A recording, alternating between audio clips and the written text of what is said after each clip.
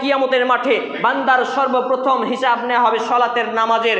বান্দার সলাতের নামাজের হিসাব যদি সঠিক হয়ে যায়, তার সমস্ত আমলকে সহজ করে দেওয়া হবে, সমস্ত হিসাবকে সহজ করে দেওয়া হবে।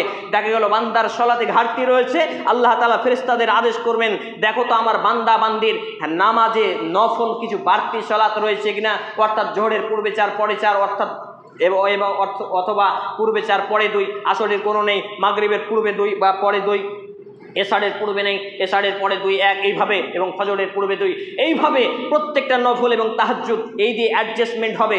যদি হিসাবে সলাতের অন্য বর্ণনায় পাওয়া যায়, যদি সলাতের হিসাবে বেঠিক হয়ে যায়, সলাতের হিসাব ক্যালকুলেশন ঠিক না হয়, তার কোনো আমল গ্রহণ করা হবে না। সে কুরবানি করুক, আর 76 বার হজ করুক, সে মসজিদ করুক, মাদ্রাসা করুক, আরও কোটি কোটি টাকা ব্যয় করুক, যদি সেই ব্যক্তি নামাজ না আদায় করে, সেই ব্যক্তির কোনো কিছু কাজে আসবে না। তাহলে চিন্তা করুন আমি এবং আপনি কি ফরজ জ্ঞান অর্জন করেছি।